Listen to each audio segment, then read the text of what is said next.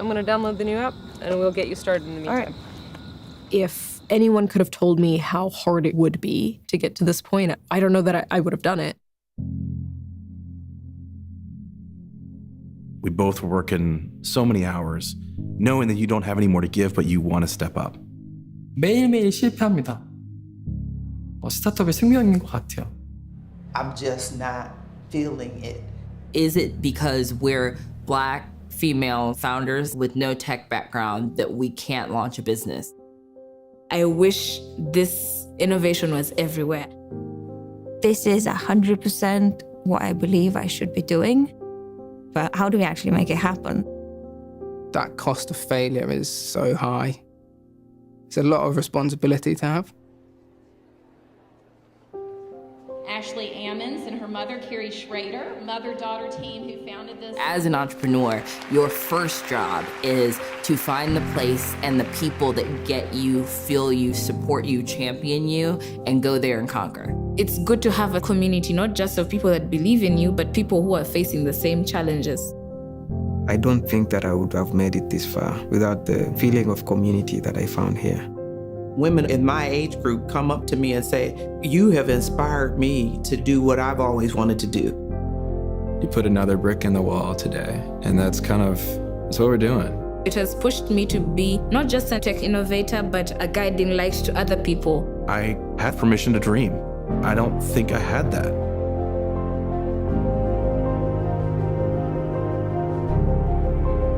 If I can help just one person, it was going to be worth it. But now at the prospect of doing this for hundreds, thousands, millions of people, there is nothing that can stop us.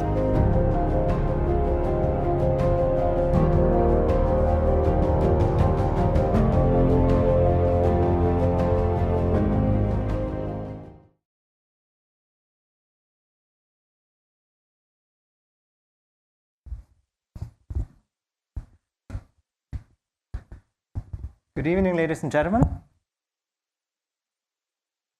Before we start, let me take a selfie.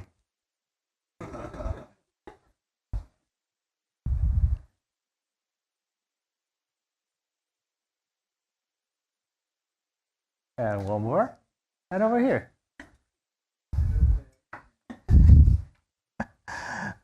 I love the audience comments already. Because I'm going to post a picture later on my socials, I'm going to use the hashtag #FounderStoryGCP. Because I'm a digital native. My first line of communication with my friends were MSN Messenger.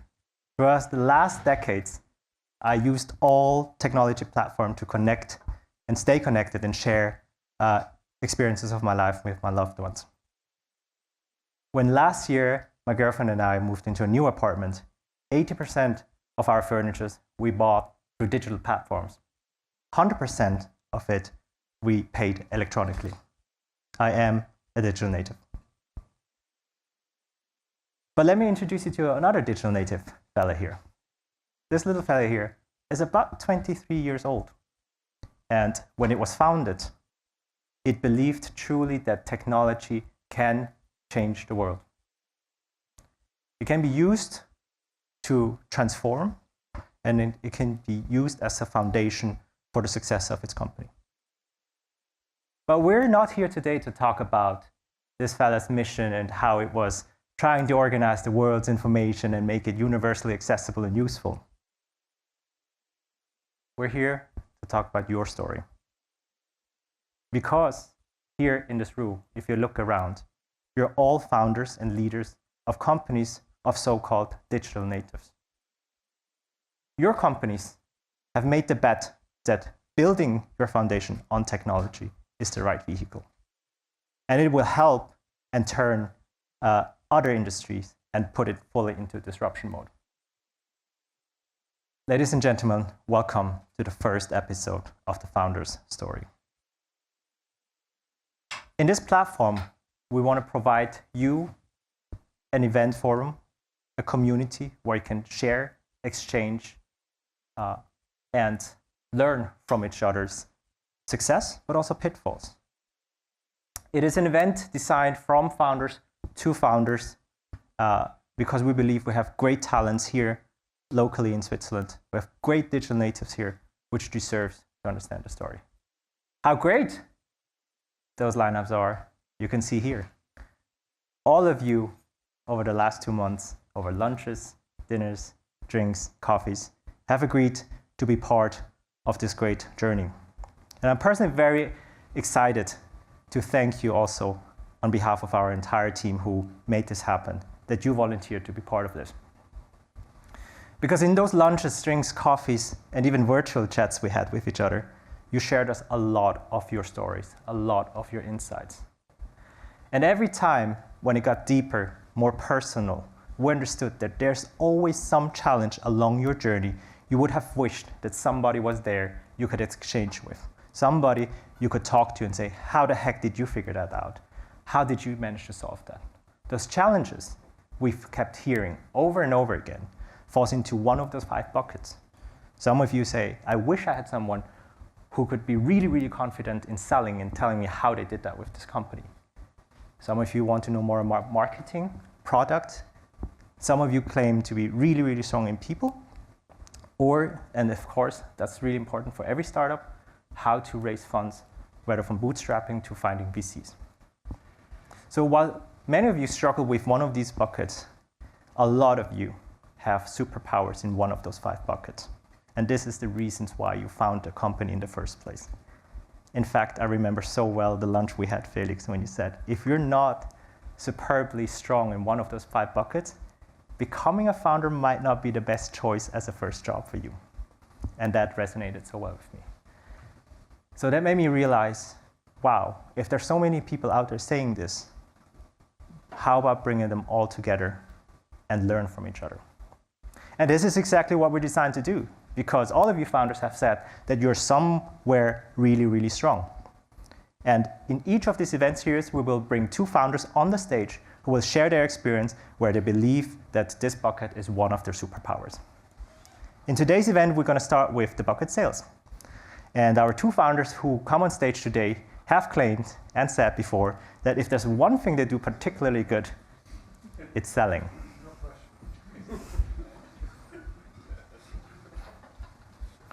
So my first guest and panelist here on stage has founded this company in 2016. They have grown to a company size of 24 people. Their solutions today are being used by many large companies here in Switzerland. But they're not only stopping here at the border.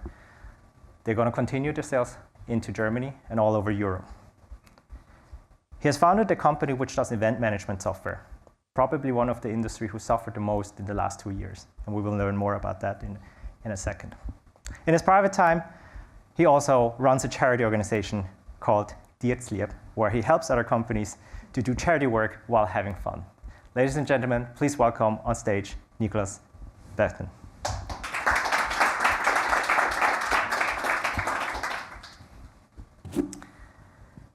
My next speaker is a very interesting one. I only met him for the first time when we actually met for lunch for this founder story. And he claimed that he never had a conventional job. His company, though, has the mission to extract to make data extraction useful. And I mean, I'm not going to repeat another company's mission, but to scale it across B2B. It's been founded in 2018. And not only has he founded this one company, but he's also the founder of 5 more companies and is the chairman of a 6th one. Very excited to understand how he has built this empire and this wealth of companies. And please welcome on stage Alain Veuve.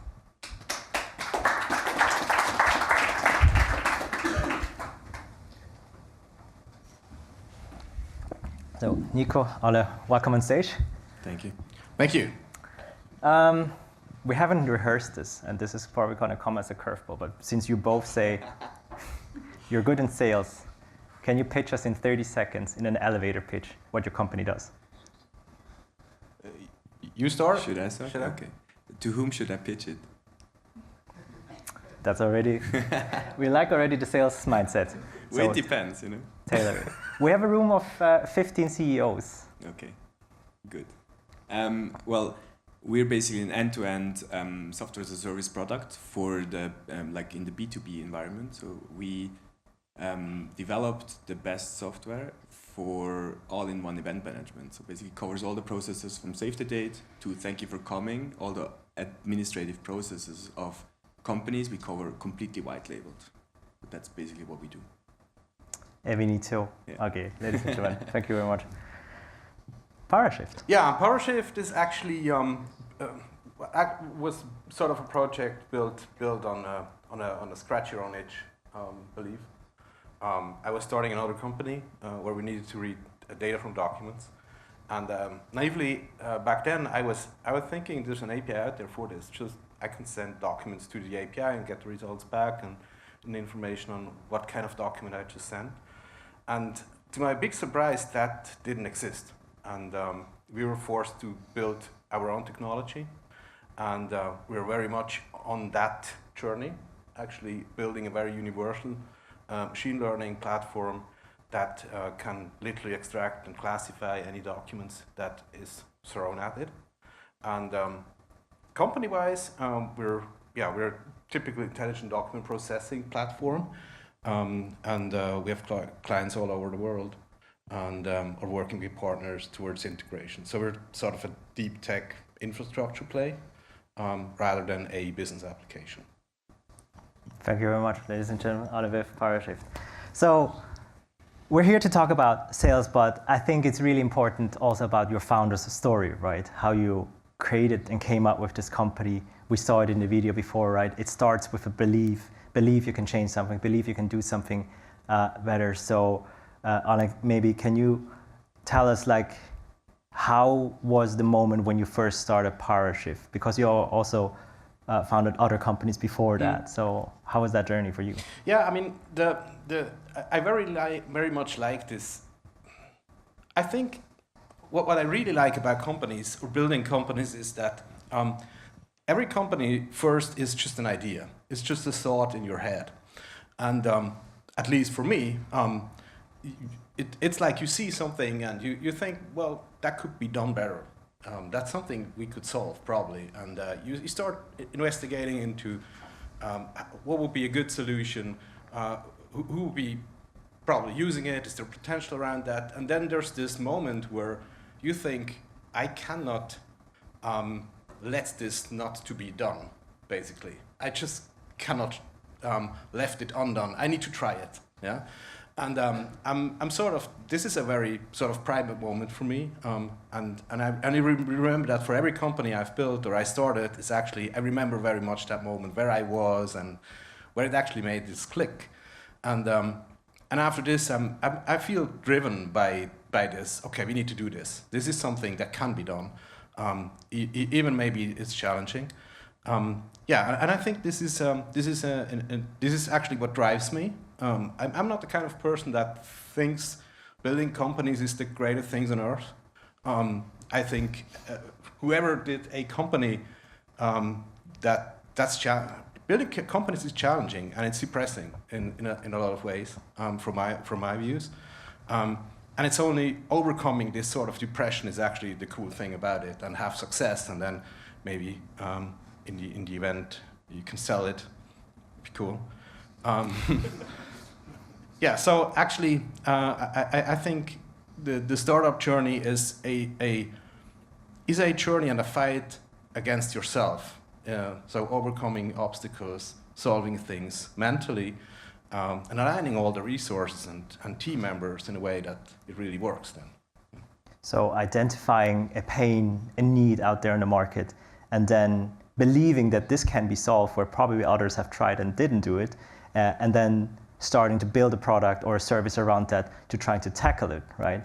And we'll get that later when it comes to then how to position this product out to the market and how that journey was. But for you, Nico, evenito, you were founded in 2016, and probably at that time, when I think back, the world was thriving in events, things are happening, right?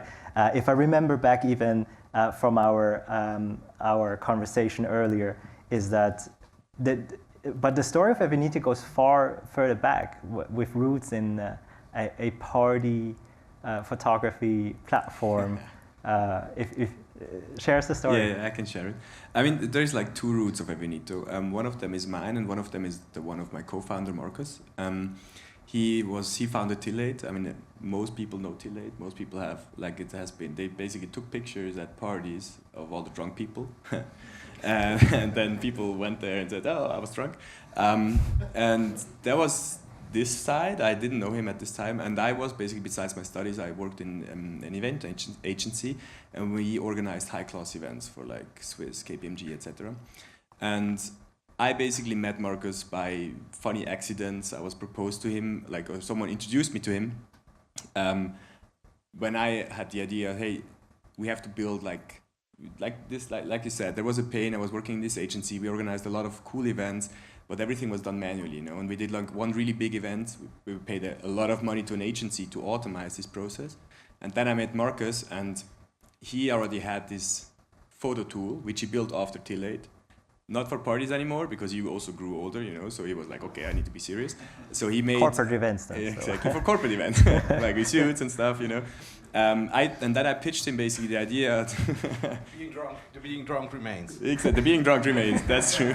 The pictures remained because of Marcus, because he built this application with Entity together. And then I pitched him, why don't we do this like automation for registrations, because it's a big pain in the ass. And they said, let's do it. So he completely different background than me, and we met each other, and then we just started doing basically, because the good thing is he already had some clients for this photo management tool, and I mean it was not built to be what it is today. We also rebuilt everything in the meantime on the Google Cloud, for example. So the routes were super distributed, and like different routes came together, and it fit well. That's basically how then it started, and from then on we grew. Yeah. All right. We talked a lot about building the product, but in the future we're going to have another session, in fact, talking about how great founders have built great products. We're talking a bit about sales, right? And so we have this journey now. You built this product. You believe it can tackle the pain of a company. So Nico, can you remember the first pitch or first meaningful pitch of your product to a client? And how did that go? Yeah. As I said, there have been some clients around. SRF, for example, Swiss Television was a client. So I never really had to pitch it in the first, before we founded the company. But the first pitch that really, will never leave me, even if I wanted to, because I basically tattooed something when I was working on the contract, so it will never go away, was with a big insurance company. And this is, I don't know, because this was, I think, the biggest win so far, or it's not our biggest client, but when you look at how we sold this to the company, and it was also quite a big fail, because when we started, we had this prototype, that was built, had really cool functionalities. The architecture was already quite good, but we were far away from what we actually wanted to be, product-wise. And then we fell into this pitch with this insurance company, and we actually sold it, and they also said, we buy it from you because we like you and how you explain what you want to do. And a lot of these, if you look back at this, a lot of these discussions were basically the future. And I think it wasn't clear to them also that, we talk also about the future. For us, it was a bit blurry, we developed this, and this is on the roadmap, and it's this is going to be the thing. And we eventually won this client. And then it was okay, first contract, really big contract, legal guys. I had no idea at this time. And then I realized, okay, we have to build certain functionalities until day X. And at this time we had one developer. And suddenly there was no developer because he was sick for 1.5 months, and we were in deep trouble. And that was also the biggest fail, because we basically sold it to them so convinced, and obviously good, because there were a lot of competitors, for example. Can I say names? Yeah. Okay, Swisscom, for example, the big, they own everything in Switzerland, basically. And they were also pitching there, and we won against them in this pitch. And that was really cool. But then the aftermath of this, to actually deliver that stuff, because we were at this time not really a product company. I mean, I studied business, so to handle this, then to win this company and then bring it to the ground, that was quite heavy, because they thought we are purely a product company, And what I was not even aware as well, that we actually sold them a lot. But we delivered in the end. I mean, so it's still a client, one of our happiest clients, first really big client we had. But that was really like the first thing that I will never forget that. I mean, there were sleepless nights. We really had to work so much, and there were also like interventions, you know, for like then suddenly procurement came back in and said, hey, but you need to deliver until then. If you don't deliver, you have to pay. I was like, what? It says in the contract. I was like, what? Stuff like that. And yeah, but I think this was a really, really important point in my life where I realized how you have to handle also your sales activities. Because you can come in, you can like get people to like your product, but this product also has to basically, like, doesn't have to be your dreams, you know, but it has to be how it is, you know, the reality. Yeah, that was super intense, but I love it. I learned so much from this. So you started a company believing that you can build a great product around the pain there's out there, and you go out there, pitch the features, and then the customer eventually, though, bought it because of you guys, of your personality, the vision you had, lesser than the features you actually had ready. Yeah. Right. Yeah. So it's very interesting to see that you go out there with a narrative, and then the feedback coming back from the customers, and it's a different one, right? Of what they buy into. How is it for you, Alain? The first real pitch of Parashift. Yeah, it was actually funny because it was quite the same, not the same, but in a very similar fashion. I was having throughout my career, I had started to do a blog about digital transformation, basically, and I got in contact with a lot of sort of C-level people on a topic more of a strategic thing. And when I started Parashift, I actually reached out to a couple of them, pitched them the product before we had even a real product, and that was just to get feedback. Is this a good idea? Should I do this? And they just kept sending me emails, saying, how do you progress? Is there anything we can have a look at? Is there a POC we can do that would help us? And so when we get closer to a product, it was sort of natural to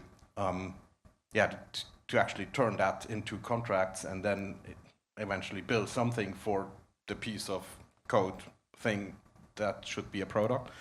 And and then the first pitch really was when we got invited by a bigger client, or a big client actually, for an RFP, and there all these legacy systems were invited to present.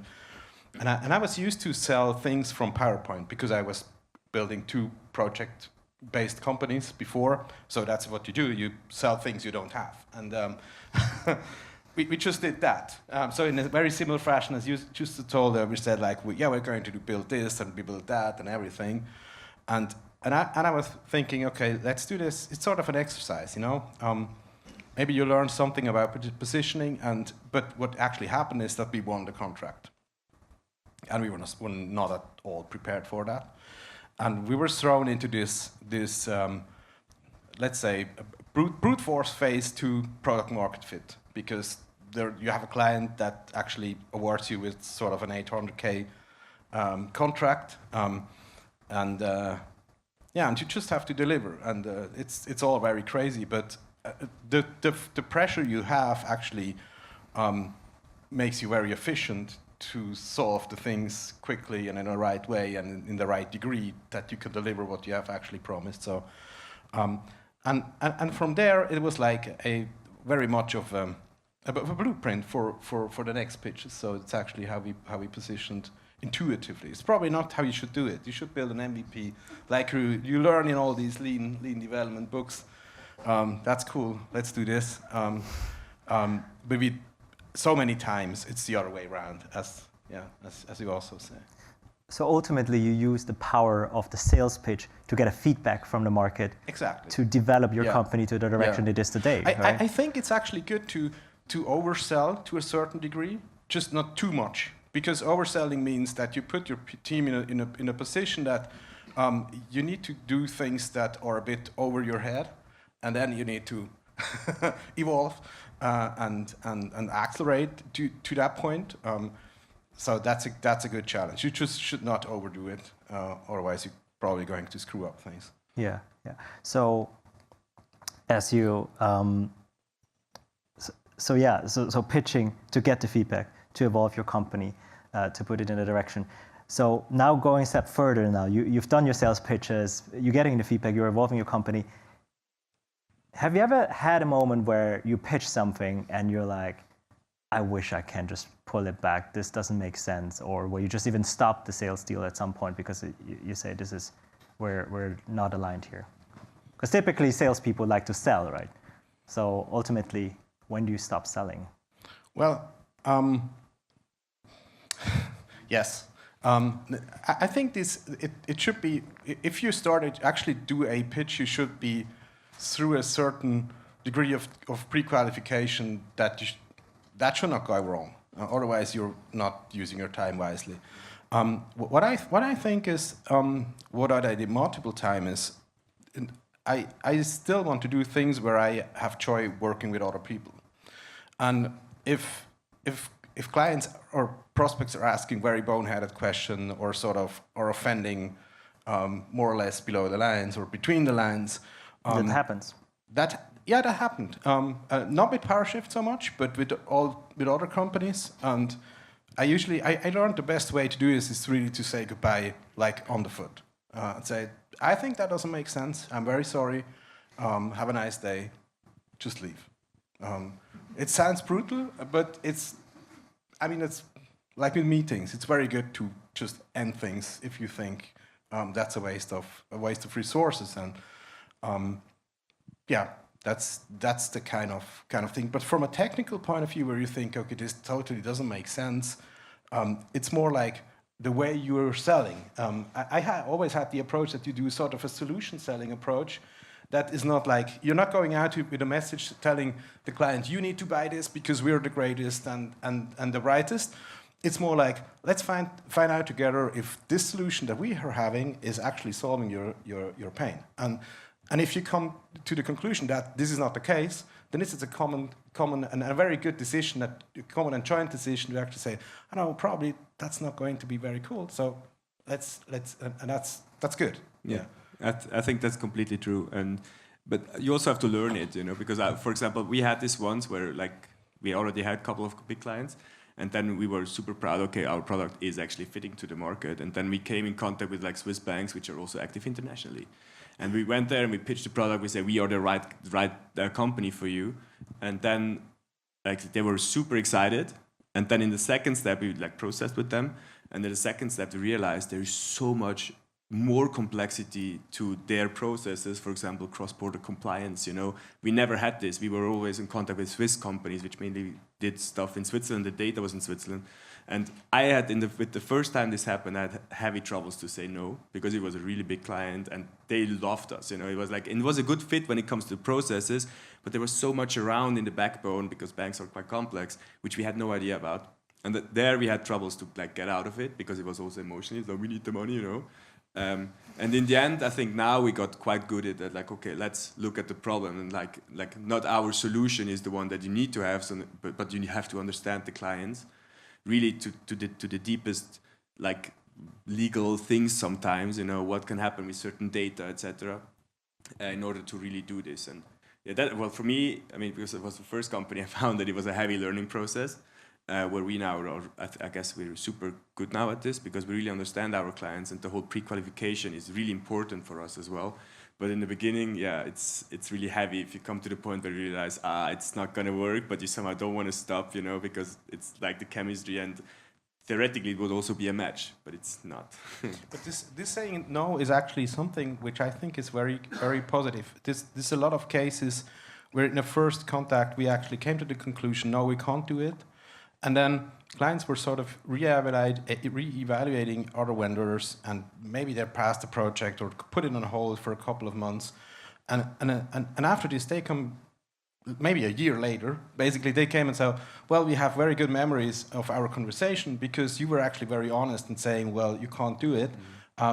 Maybe we pick it up with you, because we're sure you guys are telling us the truth. You're not trying to just get the signature and then you're sort of off.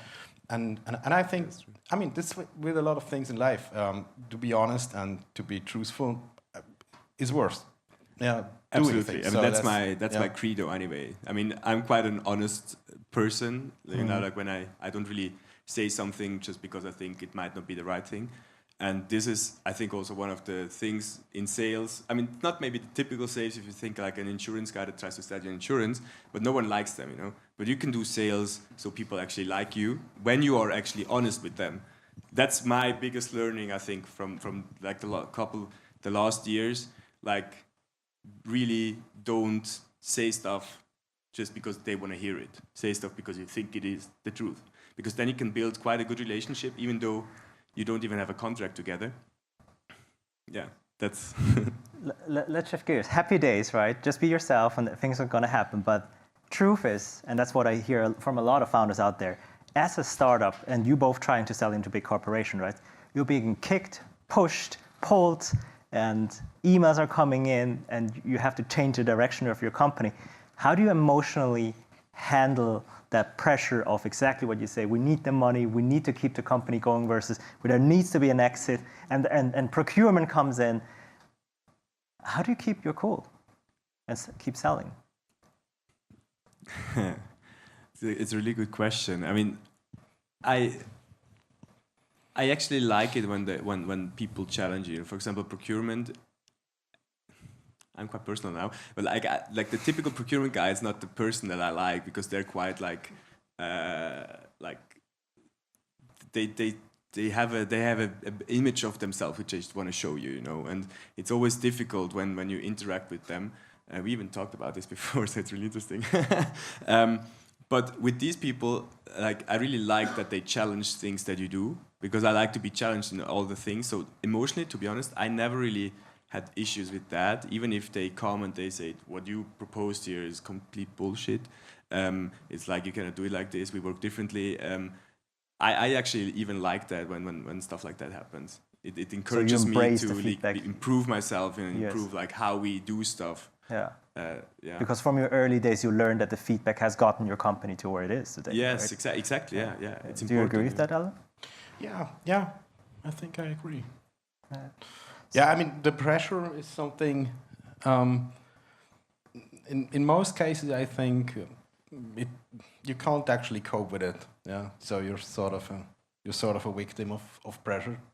Depends on how much things you load on yourself, and there are actually very few people that are resilient enough. When I learned something about sales, then it's probably confidence is everything. That you just can go into presentations with very little preparation, give sort of a pitch, talk to people, and it's really, you need to be calm. And personally, what me helped a lot, especially in the early days, is a feeling that I thought to myself, I can't lose. Yeah, even if they boo at me, I walk out. There's another try, and eventually I will get it done. So I think this is. It's like a prerequisite of like being good at this. I think. Yeah, you need to. Yeah. But I need to say, I'm personally, as a salesman, I've been going through. I had a period of like 2 years where we did enterprise sales in another company where we had like a really crazy life. 3 people selling projects for above 400 employees, and just traveling around, one sales pitch after the other. And I learned a lot about being unprepared. Everybody is good if he or she can prepare. What really sort of matters is being good in sales if you're not prepared. I think that's really also what I look with hiring salespeople. Yeah. Yeah, exactly. Because I mean, you have professionals on the other side, especially like in like enterprise sales. You know, those are not like people that just like, oh yeah, I like it, I'm gonna buy it. They have like clear structures. They have like training how to like find things out from you. And if they really challenge you, it's like it's really important that you can improvise. And that you can improvise, maybe that they don't even know that you're improvising. So I'm completely on your side here. It's really, really a good skill if you have it. Yeah. Now looking to the future, because you have built the resilience, you have sold the product. The number speaks for you. You're growing at 100% year over year, growing 200% year over year. Looking to the future, how do you scale that though? you just mentioned before. Yeah, you hire salespeople. That's actually a very good topic, and I really, this is something that caused me so much pain in the past 10 years, to be frank, because, and I think that's something as most young founders don't know. Oh, I sound old, right? I'm very sorry. Just realize I'm old. Very bad. So no, to be frank, just because you're good at sales, that doesn't mean you're able to build a sales organization. I've been struggling like 4 times in a freaking row to actually build a team, and because founder-led sales is so much different than actually building a sales team that scales. And I think the worst thing you can do is actually think that everybody is able to sell like a founder, and everybody sort of has this intuitive feeling what's right, what's wrong, and like picking a lot of calls and doing presentations, have like 5 or 6 sales presentations a day, and all these kind of things. And the profile from a founder sales guy is very different from somebody who's building the sales team. And if you're as stupid as I am, you probably make the mistake as well that you're picking a guy that you think is good in terms of founder sales.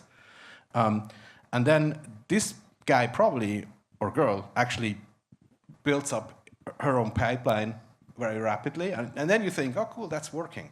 And then the next guy comes in, and it doesn't work. It doesn't scale at all because they're not working together. So, and this is something I stupid to say, but I really made this mistake multiple times, just because it feels so intuitive to hire somebody that does the things exactly the same way you would do it. Yes.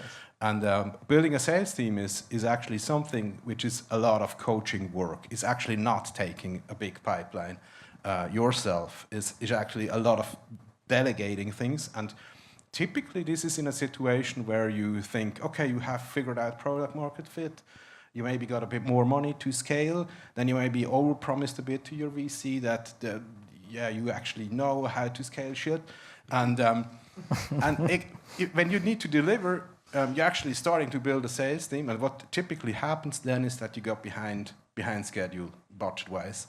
And that is sort of like throwing more gas into the fire. That's really, really bad in terms of teams. And there's only 2 ways actually to get out of that, even it works, because the guy you hired actually knows what his phase is, or actually you need to revert. You need to roll back things, go slower, lay off people, rehire them. Very painful process. So I think it's the 2 modes are very different. Yeah.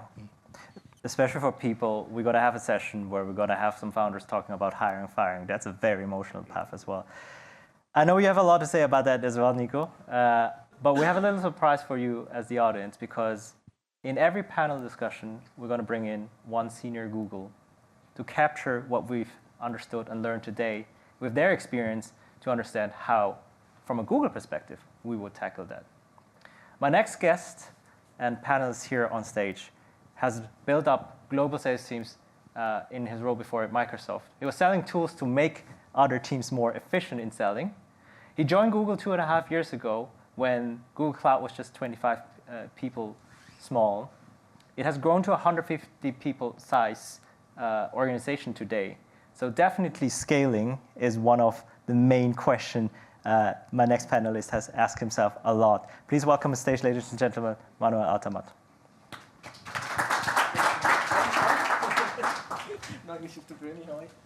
Thanks.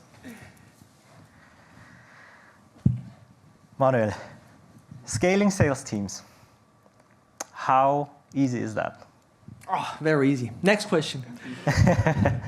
No, it's. I was listening very careful to what you guys were saying, particularly Alain. I couldn't agree more with things you have said about when you hire a person. So let me maybe start. Before working for Google and Microsoft as a sales manager, today I'm in the role of a sales manager. I used to be a startup entrepreneur myself. During 5-6 years, I had an own company in Mexico. And so with that being said, I bring to you nothing but the biggest respect for what you're doing out there. It was hard for me back in the days. And sales was one of probably the hardest things we went through. Sympathizing with what you said, Alain, my mistake, or the mistake I did, was indeed that I hired people. They told me you get to hire one guy. And I was like, well, then I need the best seller. Let's hire the best seller. And then they said, you get to hire a second guy. And I said, I already hired the best one. Let's hire the second best one. You get to hire a third one. And so let's hire the third best. Turns out when you're hiring the 10th or the 15th, that's not a good idea. Hiring, best sellers, heroes, people that are like you. What's the system here? Well, just pick up the phone and sell. That is not really paying credit to the nature of scaling. The nature of scaling is I should be doing things that you don't do and then that you can pick up from him rather than the three of us doing the same thing again. I mean, look up scaling in the engineering sense, in the financial sense. That's the nature of scaling. And I think that's one of the most hardest thing. As you're building a bigger team, you ain't looking for 10 times the best seller. You're looking for a combination of people that complement each other with the skills and that do different things so that the 10 can sell what is worth of 15 people selling. So looking ahead for both Nico and Alain, should they just not hire the best salespeople anymore? They should. How should it go about it? They should hire the best people, of course, but they shouldn't be hiring 10 times a bestseller as they think. Or, I mean, I say that very humbly. I have the biggest respect for what you do, and I wouldn't know what is best for you. I personally made the experience that, you get your best guy, and then you look at the skills he's got. And maybe he is a heck of a relationship seller. Some people are really good at making friends and knowing the names of the kids. Some are good at that. So when you hire your second bestseller, don't make him a copy of that. Maybe you need a tough negotiator. Somebody you can bring in when procurement, our friends there, show up. And so now you've got a tough seller. How about you bring in somebody that you can put on stages, right? That's really good at presenting, talking, audiences, engagement. We're going to have an interview with a newspaper. Who do we send? So that's your third guy, and fourth, and fifth, and sixth. Hire the best, of course, but make sure that they complement each other and that you think very hard about what skills do we have in the sales team, what skills do we not have yet in the sales team. So disconnecting the discipline of selling, understand the different crafts it needs to sell something, and then hire those people. And then while doing so, building a team. Absolutely. So what pitfalls should we look out for then while scaling? At the risk of repeating myself, don't hire yourself 10 times. Don't think that, it worked for you as an entrepreneur because those were very special skills, self-motivated, believing in the product. But don't you think that this is applicable to an employee? An employee has a different motivation and he has a different relationship to your product than you have. So don't you go and look for yourself out there so you could hire yourself. And how do you maintain then the culture though? Because culture is something very important. I think being in sales myself, I understand that really like showing up every day with a good attitude while being human and having good and bad days is really, really tough, right? And then scaling it across the teams. Let me open that question. How do you all do that? How do you maintain that culture of positivity? Well, I can talk for us. We don't have a huge sales team with 30, 40 salespeople, but it's even their culture is super important because sales is competitive. Also, inside of the teams, there's a lot of competition. We learned that also in the hard way, when they have people and then they fight over a big deal and it's there's even tears and it's really, it gets super intense. So for us, for example, it's really, really important that we communicate openly with each other, which is depending on the salesperson type also it's not logic. To me, it's logic. For example, if you hire someone who's super traditional sales, this hardcore sales guy who's reading you and telling you what you want to know, you need these people. They're super, super important, to really go this way. And in a sales team where we have diverse people, it's really, really important to just communicate with each other. This is like something that we do quite intensively. Yeah. But it doesn't really, it's difficult, because you have to, it's continuously. So, you have to do that all the time. Alain? I think the culture is changing actually from the early days to that very well organized team approach very much. And what also is different in selling is what I felt with all the companies is like in the early days, clients want to see you winning. So they like the story. You pitch a story that you just founded a company and then this is one of the first clients, and they think, okay, we can make that happen. We can be part of that journey, and that's cool. And you have this. You are as a founder, sales guy. You actually representing that very directly, and once you have other people there, this sort of power is lost. Yeah. And I think the dynamics is different. And I personally, as a founder, I have a lot of problems with this emotionally because as you said, I would like to hire myself basically, and I think that's part of the one that is building the sales team is like 50% is this culture, to have this new culture where also the sort of the rules of the games have changed from this. The first clients wants to see you winning to, okay, you have a competitive edge in the market and this is a good solution, and you're sort of going into the evaluation, and the sales team is doing that very systematically in helping the clients actually choose you as a vendor.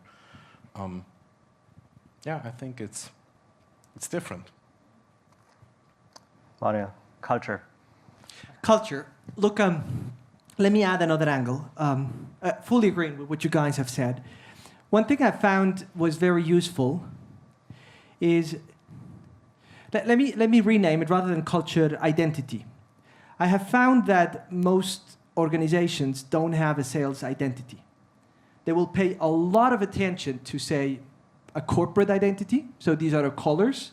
We hired someone, they found a font, they created a logo, we're sticking to it, our slides look like this. They'll spend a lot of time about, a cultural ID. We say you, we don't use, our last names. But rarely do they spend enough time about a sales identity. If you would ask 10 different customers and say, you just engaged with company XYZ, write down what are 3 adjectives about the way how they sell to you. Chances are they wouldn't find one single adjective that everybody would write down, right? They haven't thought about what's the experience, the buying experience got to be when we enter the room. Now, if you look at big companies, they have spent a lot of time about it. To name a competitor of ours, Salesforce. Salesforce have made a name of them. If Salesforce enters the room, there's a very special thing you're going to get. Doesn't matter who they send. Google, we humbly hope you be our judges. If you have engaged with us, chances, I hope, you have experienced a part of our sales culture that should be somewhat unique. So back to your question, I would take the opportunity and put the salespeople in a room. It's not something you impose on them. It's something you invite them to contribute and say, hey guys, girls, what should all customers say of us when they engage with our sales team? What is our sales ID? Are we the guys that bring in, a Red Bull and hand it out? Are we the guys that, have fun with? Are we the most professional ones? There's got to be a common thing that people experience when they engage with our sales team. What is that? And that's going to give you at least a puzzle piece to your culture question.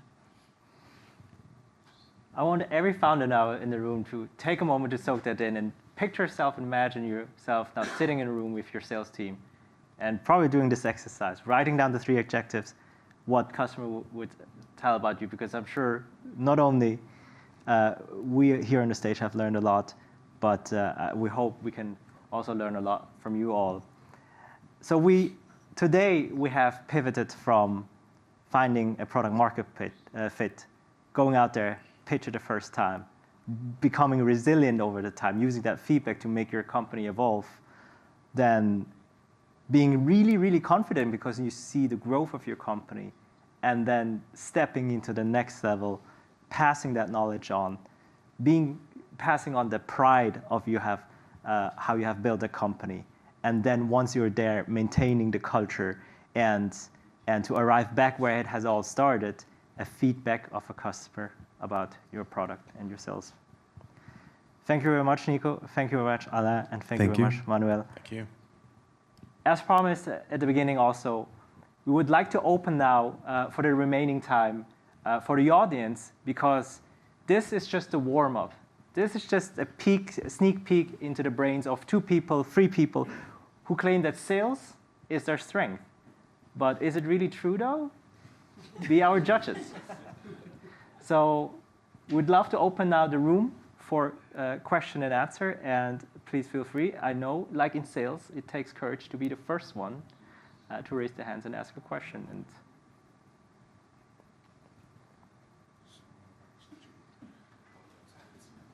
so we have a question here in the back. And in fact, this was not just a pretty looking logo, it's also a microphone. I don't know how good our dodgeball skills were from back in the days, but should we try to... We were talking about school sports before already, Sabrina, so let's give it a try. Hello? Pronto? Is Quick okay? mic. Can Yes, you hear me? we can hear you. Hello, I'm Sabrina. I'm co-founder from BLP Digital. So we try to scale now our team, and when you're hiring people, so it's come about incentives. What do you think about it? Giving money, how we should pay them? There are so many different ways. Please share your experience with me, and thanks a lot. Yeah, I mean, it's very hard to give a general recommendation. It depends on. I think it depends on what stage you are, basically, on how repeatable things are already. In my view, I think this should be a process of, and that's something you can do in a small startup, basically. Not so much with Google, I would expect. That you sort of have like a 6 to 12 months adaptation of your earnings plan, so that you actually do this together with the team. So that I think you should pay rather high on target earnings, but have like to fix them at the lower end. That's from my view what works best. And then probably also have like this sort of the variable part of the compensation. What we do actually is bind that to the own pipeline success, but also bind it to the team success, so that this is sort of a mix. So that the picking and the hacking within the sales team is not too big, so that everybody can cheer if ours win. I think this is how we do it at Parashift, basically. Yeah, I think we do it quite similar. I mean, there has been a lot of like iteration of different models. In the beginning, it was like individual bonuses and quite low starts, like fixed salaries.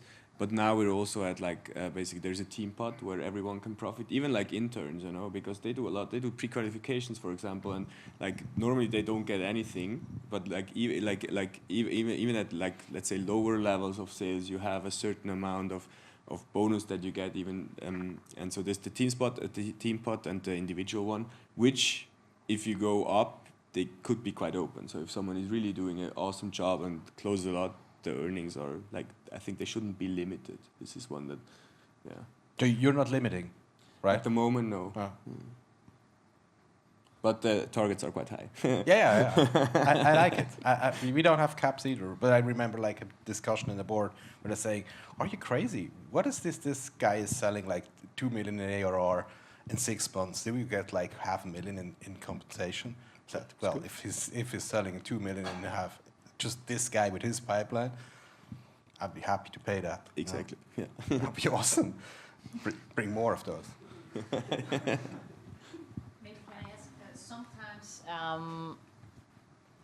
The incentives or what you give is kind of the closing, but sometimes you should give put them together, because sometimes then they push to close, and maybe then it's not the right fit and struggle, or they just push stuff through the panel on the funnel, which is not really good, and how you can prevent this? I think this is also something which we're still struggling with, you know. I mean, I think there, for example, me as a founder, also my co-CEO, we're quite close to what people are closing. So we have an overview, and because you cannot just let it go, because otherwise, as you say, they sell stuff which doesn't fit, and then you have clients and they're super unhappy, and you have to prevent that. And I think if you give them targets to get their salaries, they do their best to close stuff. But there it's really important for me. What I learned is that they really understand the product. So it's not just they sell and they don't really know what they're selling. This is something that I learned because that happened in the past. So that for example, in our field, they really have to be product experts. So they also see the risks, because I mean they also get they profit also when they, for example, then upsell, you know. And if you lose the client, I mean, yeah, no one wants that, you know. But I don't think that you should have negative incentives or something. But it's still something which we're also still learning there.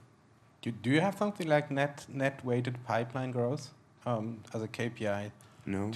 That's something we do as a team. So if the net pipeline grows, weighted pipeline grows, that's actually sort of not a factor, but sort of a factor, but not a multiplier. That's what I want to say. And so. Can you explain what that is?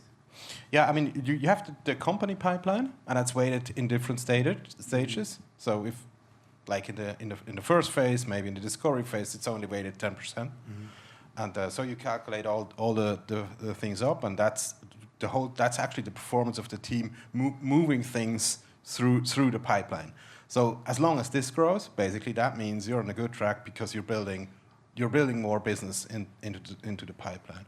So I think, and that's fair, because that's in an enterprise B2B software situation that we have, basically it's with a lot of the bigger deals. It's a joint. Somebody has the deal, but it's different people working on it. Think of a sales engineer. Think of 2 people actually doing custom presentations, talking to partners, all kinds of stuff, and so they are naturally benefiting from pushing that through. But in the end, real authorship, I think it's important to make a close within the quarter where you need to meet targets, and so that, from my point of view, that should be the biggest, one of the biggest. It should be weighted quite high, because that's what you get from investors as well. Yeah, so it's. Now I have a question to you. You weight the pipeline. You know, we also do this. They have the different percentages to close, and based if this is growing, then you increase the bonus to certain people, or how do you? We're just moving the bar for everybody. Okay. A bit. Oh, okay, interesting. We have to talk about that. Question to the audience. So you may know that in sales, people get a fixed salary and then they get a bonus. Take a guess, how big is the fixed salary in a sales team at Google? Very high. So say 400K. No, I don't mean the absolute number. I mean in percentage. That would be interesting. Yeah, no. Say out of 100% of my total earning salary, how much of it is guaranteed as a fixed, and how much is up in the air whether I perform or not? Any guess? I would say maybe 80 fixed and 20 bonus. 30 fixed. Yeah. You're not far off. We're at 40% fixed, and we're at 60% bonus. And some people, just blow the lid off, and we get this he sold, I don't know how many millions. He got rich, and so did the company. And we get people that leave with 40% fixed at the end of the year. And that's a bad salary, believe it or not, but it's not what you would probably think. So my recommendation is not so much how do you pay them. I wouldn't dare give you advice on that. But I would invite you to consider that the way how you structure your payment incentive, that's going to attract a very specific kind of people. It's not like you hire them, we got the best, and now let's think, how are we going to pay them? It's more like if you think this is how we pay people, that's going to put off some people and that's going to attract some people. as much as I have also negative feelings about what I've just shared with you, on the other hand, it has attracted a very, very hungry, I'm here to make money. Yeah? I'm not here because I like the product or I'm here to make money. And I would submit to you humbly, I mean, there's upside and downside to what I said, but I would submit to you humbly, think about what your incentives, what kind of people are you going to be attracting, and what kind of people do you want to attract.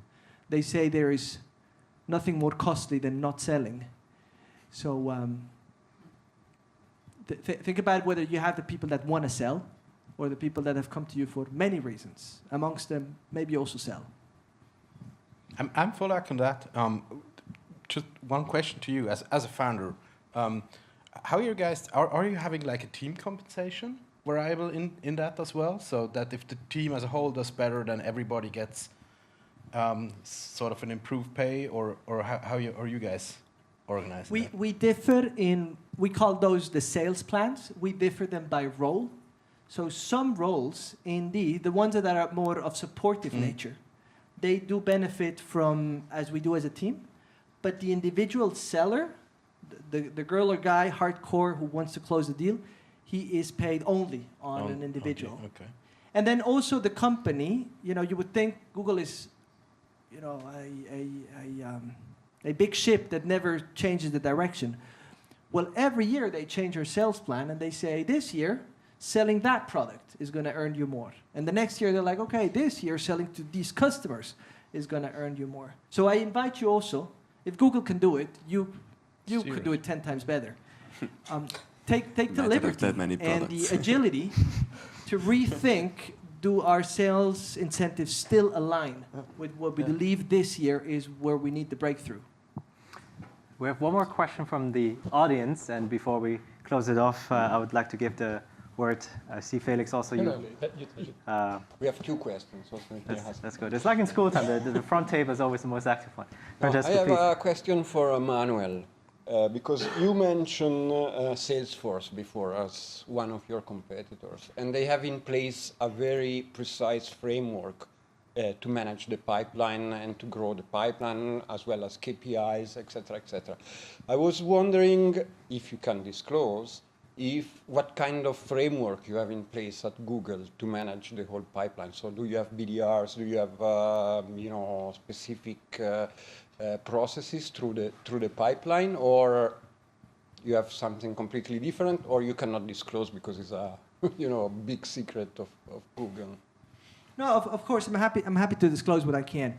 So I would humbly submit that, as they say, selling is 50% science and 50% art.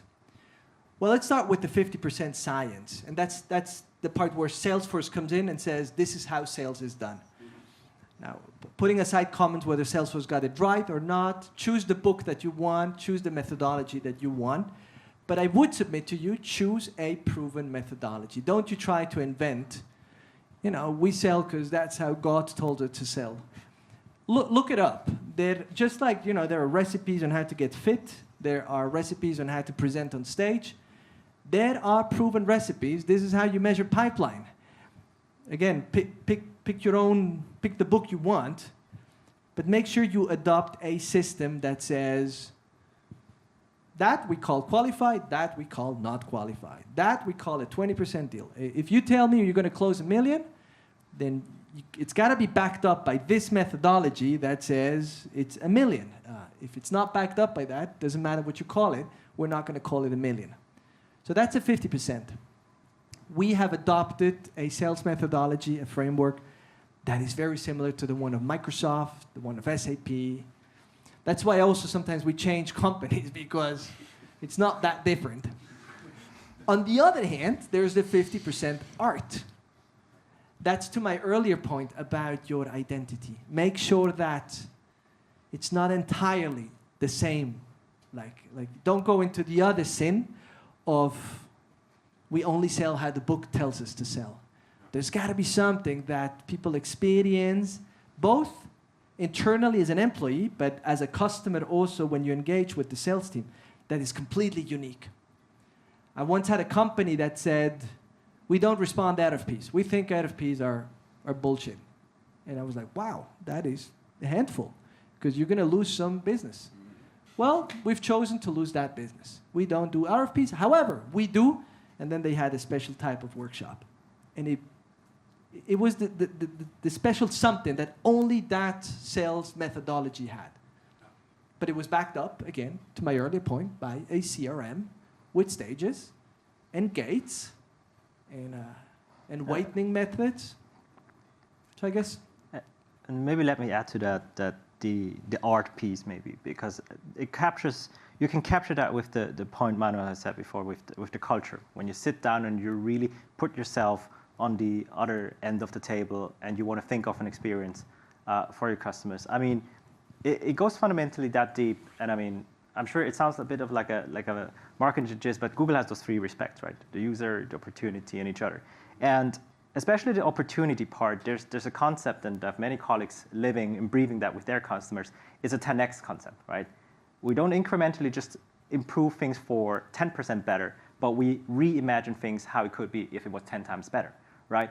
That also feeds into how people interact with their customers, right? Because ultimately, of course, you do want to improve those 10% because that keeps your boat flowing. But looking to the future, you want to reimagine the whole boat as a concept, right? And I think bringing that audacity to the table with the customer really creates new ventures. And I think we all live in a time where it's more exciting to reinvent rather than to optimize. I mean, that's why we have founders here. That's why we're digital native, right? We want to disrupt. And bringing that to the table creates the magic where the customers then buy from the people rather than from the product. So definitely I would agree with Manuel, not to be underestimated. And I personally, this is something I see part of the magic as well happening every day. We have one more question from Felix, if you may, if you would like to. Yeah. My question is, since you say that performance-driven compensation is very important for sales, is it more important for sales than compared to other parts of the business, or is it as important in any part of the business? Like, for instance, marketing. I let the people speak that know of other parts of the business. I know mostly about sales, but what do you guys think? Well, I'm not used to have like a performance-based compensation in product, because performance very much differs, like maybe from week to week. No. We're just not doing that. What we're doing is like the people that actually are very brilliant, that actually contributed overly to the success of the company that we have. We sort of bind them with a option plan, and give rewards in that kind of way. And I also I fully agree with what Manuel said. I think the types of people are different. I hardly met a developer that's in the game for I want to make money. That very rarely happens. And if he's in for the money, it's probably, there's a pattern that people in development that want to make a lot of money are not the best developers. At least that's my personal thing. I have CEO over. So no, we're not doing that. I wouldn't do that. It's like interesting because what we are doing, but I think you can do this until a certain like size of a company. We are doing it quite on an individual basis. When we see that certain people did like a lot of work because of certain like setups, maybe there were people sick and they did like the extra mile. We basically give them some, depending on who it is, even different compensations. Like we sometimes like sent them to a wellness weekend or something like this. If you really like they went to extra mile and you see that. Yeah, but the personal like bonus basically, but also on the other hand, we also don't have a structured bonus, and I think it's also another requirement from the people. There might be people that say, yeah, if you give me money, of course I take it, but who doesn't? But I don't think, as I said, the product team, they don't really expect that.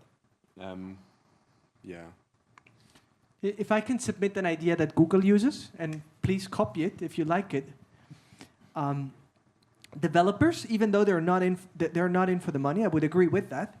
But what they love is recognition. They love to be recognized for something they built. They're like artists. Look at my beautiful code, my UI, whatever. One thing that all Google uses, but particularly our developers, is an internal tool we have that's called Google Thanks. And every employee has a budget. Pick a number, 3 times $100 per quarter, or whatever your number is. What I can give, I cannot take it home. Either I burn it, or either I give it, or it's burnt. I can give to Nico $100 and say, Nico, what you did, awesome. And then automatically copies his manager, and one click it copies everyone, and everybody gets to see. And Google loves that, and then everybody says, well done, well done, well done. You get these like long email threads where everybody says, good job, have fun at the restaurant. You can budget for it. You can, do the math. And developers love that. And it's another kind of compensation. It may not be as performance-driven as we sales and, hardcore, but it's a way of people giving money to each other and applauding for their work they've done. And it does miracles for their motivation. And it's also some sort of gamification. It's a gamification, cool. Of course. It's recognition. We call it G-Thanks, Google Thanks. It's a full platform that we use internal. It works without money, obviously. It's just saying you did a great job. Software developers like it, but... Yeah, of course it would work without money. It sparked my mind because we entered the discussion through a compensation question. And so here's another way. You can give away money. It doesn't always have to be a part of your salary. Can you do it anonymously? So do people know who gave them the money, or can you also say hide me from, so he doesn't know? You can't. I think you can, huh? No, you cannot. No, you can't. You cannot? Yeah. It's a, I mean, regardless of the technicality, it's a very weird way to say thank you. Like, but undercover thank you. So I think they left the human aspect on that it's nice to know who thanks you for your good job. Maybe a feature to be considered. Great. Ladies and gentlemen, thank you very much for your interaction. All of you are part of this first step, this first episode of the journey.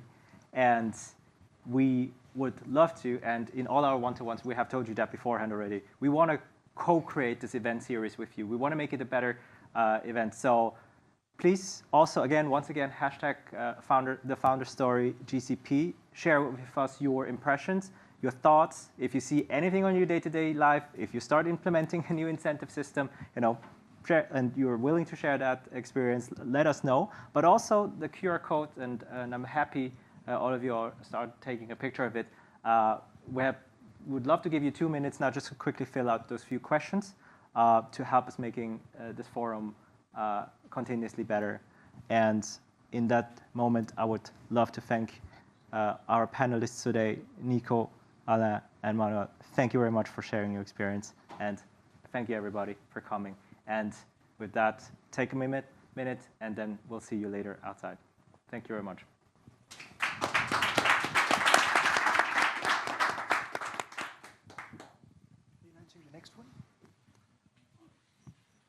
We're going to announce it on social.